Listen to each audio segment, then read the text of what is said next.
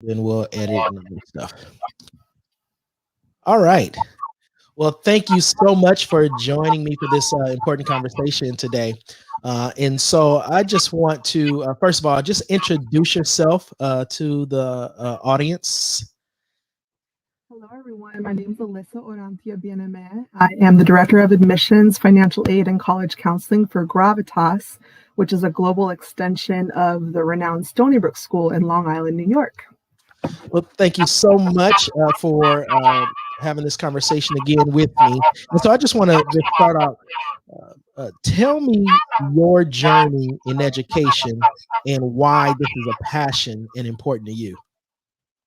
Yeah, so from a young age, I loved learning. I traveled the world through books. I didn't have a lot of opportunities, but I did have the public library. My mom would drop us off, my sister and me, often, and we spent many, many afternoons and weekends in the library. And I hungered for more than what my local area could offer. I'm originally from Oxnard, California. What I saw around me and my family and in the community was people that were very hardworking, but really didn't aspire to great ambitions, like in terms of maybe a more regional, national, or global impact. And I knew from a young age I really wanted to help people. And I've kind of considered a lot of different ways to do that. And I keep coming back to education being the greatest catalyst for individual, community level, and global transformation. And so I went to college. I was a first generation college graduate.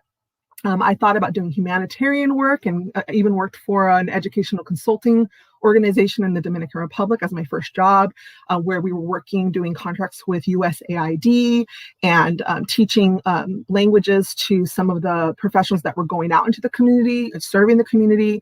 Ultimately, it's always been education. And when I came back to the US at that point, I started working for community-based college access organizations, doing talent search. I went into high school college counseling, and then ultimately into college admissions, working for some of the nation's most selective institutions, including most recently Cornell University.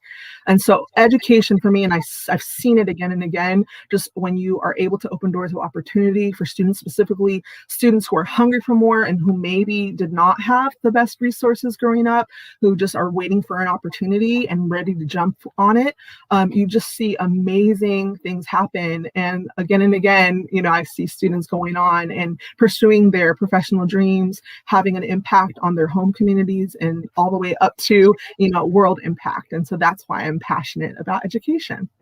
Thank you so much, and I love your passion. I love to hear it. I love to see the work that you're involved in. Now, can you tell me about the specific work that you've been involved in low income communities, and how access to higher education leads to open doors of opportunity? Yes. So my nearly 17-year career in education it's been a winding path, but the common, thread has been really working with those that are least served in their home communities.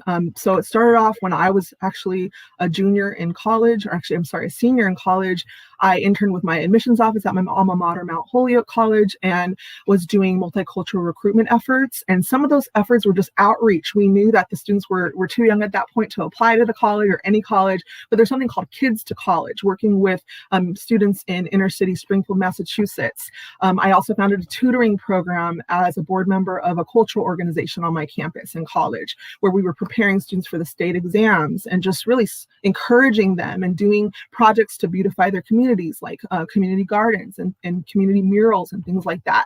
And then from there, it started this love of working with people from similar backgrounds to my own, and maybe not as similar, just opening doors of opportunity, making connections between students and families and educational opportunities, in particular, different resources that impact their lives and maybe even hinder their ability to do as well in schools they'd like to.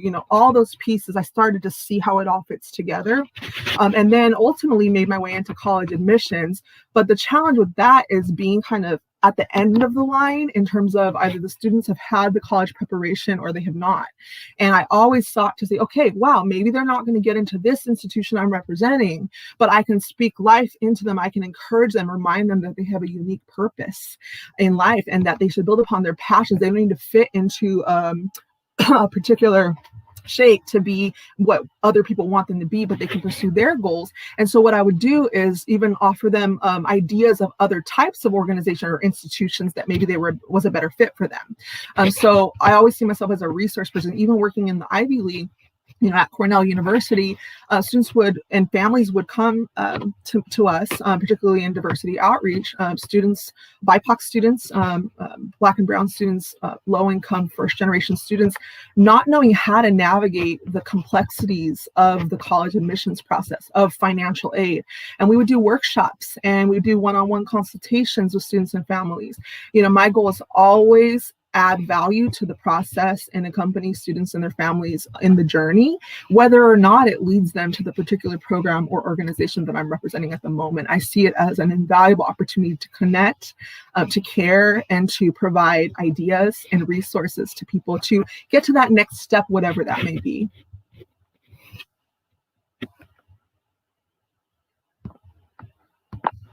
So your passion, your work that you've done, it feels and it sounds like this is your call, right? This is your vocation. This is where God has placed you or has called you into the public sphere for such a time as this. And so when we think about education, and we're talking about eventually gravitas and micro schools. Our church, our foundation is preparing to launch a micro school this fall in Los Angeles. But the unique thing about it is that it's going to be specifically it's going to be Christian education. And so, why is it imperative, in your view, that we have a foundation of Christian ethics alongside our high expectations around educating the whole child? That's such a great question. And I think it starts with how we see individual children, individual young people, human beings. From the Christian worldview, and something that I've adopted myself, about 10 years ago. I didn't grow up in the faith, but came to Christ in my 20s. We see individuals as created in the image of God, as unique. I tell students, there's no one else like you. There's no one with your exact DNA, your exact way of seeing the world, the way you think, all of those pieces, your purpose. God has a unique purpose and plan for your life. And so it starts there. We base our, day-to-day operations and work with students and their families in seeing them as unique individuals, not as just minds, that are to be filled with information in a rote way, or, that they're going to receive what we have to offer. And it's a kind of a stagnant thing, one way. We know that it's constantly developing because they're going to be taking the information in and digesting it and putting their own individual take on it and teaching even one another in the classroom. Also, number one is human dignity, and that we're all created in the image of God and have a unique purpose and plan for our lives. But really, it's based in love and care for the individual, and seeing students not as numbers, but seeing them as unique human beings, and really always staying in a position of humility, understanding the amazing undertaking it is to educate the whole person, and that it's really a fluid thing as well, in terms of, the ethical foundations are not fluid, but the day-to-day interactions are, because that individual student has their own mind. They have their own background, their own experiences in and outside of the classroom, at home, in their home neighborhood, their home community. But we base it in sacrificial love, the sacrificial love of Christ, knowing that it's not necessarily going to be easy, because we're working with unique human beings that come with their challenges, their giftings, all of those different pieces. So we don't go in with rose-colored glasses thinking, this is all going to be just perfect, right? It's a constant, continual learning process for everyone involved, including the teachers and the school leaders. We also base this, when we talk about Christian ethics and character formation, we're thinking about 7 key virtues: faith, and that looks different depending on the student and their background and the way they see the world and their thoughts about a creator and all of those pieces. And we're very respectful of that. Hope, which we all need so much right now. Love, what it looks like, in terms of that sacrificial love and really thinking of others and serving others before yourself. Wisdom, our curriculum will be taking students from wonder, inspiration, to wisdom, the wise application of what they're learning. Justice, fortitude, and especially perseverance through challenges, and temperance. And how we consider temperance is, engaging students in deep reflection and discussion on how it is that we handle temptations to be distracted from progress and purpose, on the individual level and on the community level, instant gratification and trying to avoid that, and really look at the long game, and how to avoid numbing behaviors when things are not going well, materialism, etc.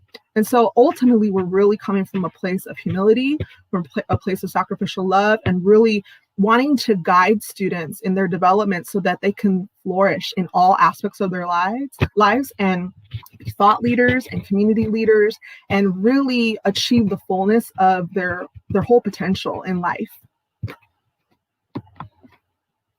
Thank you. Now,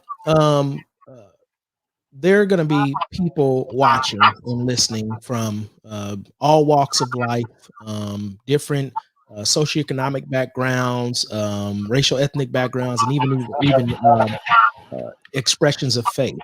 Um, uh, what would be the idea family and student that we envision for a Gravitas school? What's the idea? Who would this school be idea for? That's an excellent question. So I kind of go back to thinking about the times we're living in, and that many families are more open than ever to different educational pathways for their children.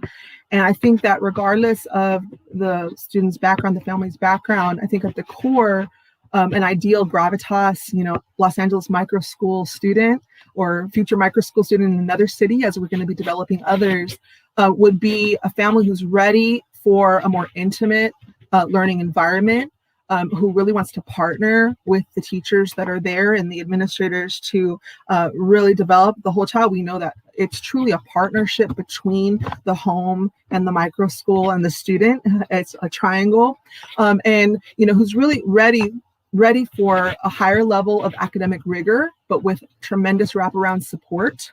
So really ready to be challenged with the bigger questions of life, in addition to, learning the day-to-day, curriculum, but going deeper, really adapting what they're learning to what's uniquely their passion, right? I mean, there's going to be passion projects where students are able to dive into a particular concept within a subject of study and really go kind of the distance with it, and get excited about it and excite their peers about it as well. So, we ideally would be, and we are serving families who are looking for excellent academic rigor, wraparound supports where we're not just seeing the student as a classroom occupant, but a whole person, and really coming alongside them and their family in their development over time.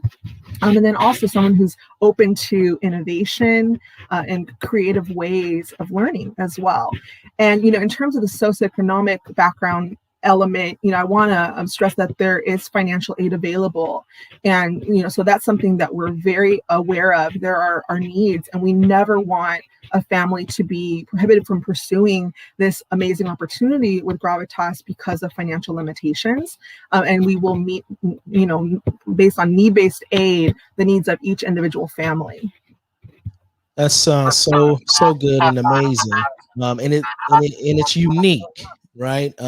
Being in education for the past 24 years myself, and public education, traditional public education, charter school education, private Christian education, and now with this unique opportunity, what is it about Stony Brook Gravitas that is so unique, in for the times that we're in today, where we've just we're coming on the other side of the pandemic, where schools have shut down, churches have shut down, people have had to go to smaller size learning pandemic pods, or a small online church service, or doing Zoom and online learning. So what is it that's so unique about Gravitas in this moment?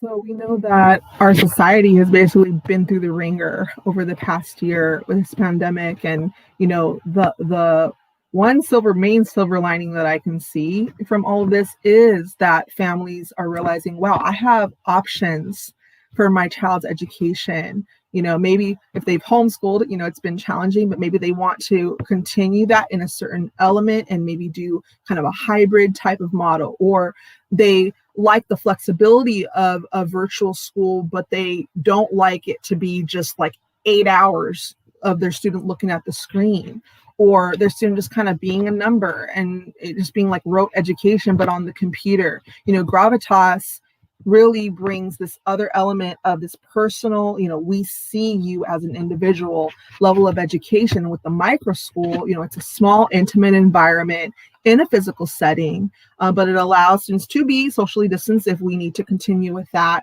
It allows students to definitely connect to the stellar education that the Stony Brook School has brought online via Gravitas, with college prep, academic education and character formation and grappling with the big questions of life. All of that passion projects as well, with excellent instructors who truly care about students as individuals. All of that, but then they also have the element of extracurricular activities and really bonding with this small group of students on the micro school campus. It's like a nice balance. So it's offering a level of flexibility, intimacy, safety in terms of an intimate environment where we're looking at the whole student, and have really carefully managed expectations, and goals as well. And then also Gravitas is based in 100 years of extraordinary college prep education at the Stony Brook School's physical campus, which has been bringing students of all backgrounds and all faiths from all across the nation and around the world for a century, and educating them to become impactful leaders in their different fields. Ultimately, they leave Stony Brook School and they will leave Gravitas with, in what I can see, is a greater sense of purpose and groundedness, in who they are, in what their passions are, in an understanding of how to work well with people of many different backgrounds. Because Gravitas, whether you're at the micro school or online all the time from your home, wherever that may be, you'll be studying with students from all different backgrounds, and that includes students who are orphans, who are being supported by, major non-governmental organizations, or who are in group homes. There's so many layers to who we will be serving. And at the core, Stony Brook School and Gravitas are very different from other educational organizations, specifically online educational organizations, because we're not trying to create this cookie cutter, you just plug in and, do exactly what we say, but we're really seeing the student as a unique individual. We're bringing excellent, small discussion-based classes, project-based learning, and all those elements that the students would get on the Stony Brook School campus online, and then also offering the interactive piece of summertime engagement on the campus as well, where students will be able to potentially meet their peers from different states and different nations. So this is just kind of the tip of the iceberg, explaining kind of how we're different. I think at this moment in time, people need to know that they're seen. They need to receive an education that meets them where they are. And there are many families that are looking for that flexibility. They want something different from what their area schools have been able to offer. There's still a lot of uncertainty, as well in some of the districts. So that's just a little, in a nutshell, kind of why we're bringing this at this time. And then my last question is this: how are you, in terms of your role, how do you help shepherd families to the first day of school? Great. So as the director of admissions, I'm the first point of contact, from getting the word out about the program to co-hosting information sessions with my colleagues on the leadership team, to explaining the application process, the financial aid application process, and really ensuring that, all T's are crossed and all I's are dotted with regard to that entire process, and making it as smooth as possible for families. So, when we get an inquiry online, online about the LA Micro School or about Gravitas, fully online, that comes to me and I reach out directly to the family by email and then by phone. And then we work together to walk through the process together. Some families just want to kind of go through the application. They don't have very many questions. Others may be totally new to the process of this type of application. And so I'm here to really guide them and walk alongside them. And then once they are in, and come through, onto kind of the next step of orientation and starting their classes, I'm still here as a resource for them about any questions they have about Gravitas. Great. And so, for those of you that are watching, you can get more information about Gravitas, and I'll put the website there at the bottom, so you can have it. And with that being said, are there any last words of encouragement or pieces of information of how people could get connected, or what the next step should be? Yeah, so if you're hearing this and you're watching this as well, and your interest is piqued and you're thinking, wow, this could be an amazing opportunity, feel free to reach out. The easiest way to remember my email is to send it to gravitas@sbs.org, and that will come directly to me. And we can get a conversation going about how Gravitas, and particularly the LA Micro School, if you're in the Los Angeles area, could meet your needs. And, I have the perspective of having worked in college admissions, of course. So if you're interested in kind of knowing more about the challenge level of our programs and, how we'll prepare you to be an amazing student and leader on campus in the future when you go to college, that's also a conversation that we can have. This is really changing the game in terms of bringing a prep school, boarding school education to you right in your area, wherever that may be. And so I'm really excited. This really changes things potentially for so many communities, so many individuals. And we're looking forward to engaging with you in that conversation to see if this could be a great fit. All right, give us that email address one more time to get in contact with you. Yes, so it's gravitas@sbs.org. So GRAV for Victor, I, T for Thomas, AS. Oh, he's got it right There there. you Sorry go. about There you that. go. All right. All right, Alyssa. Well, thank you so much for your time and for being with me as we are moving forward and ahead in launching our first LA Micro School campus, Gravitas Los Angeles.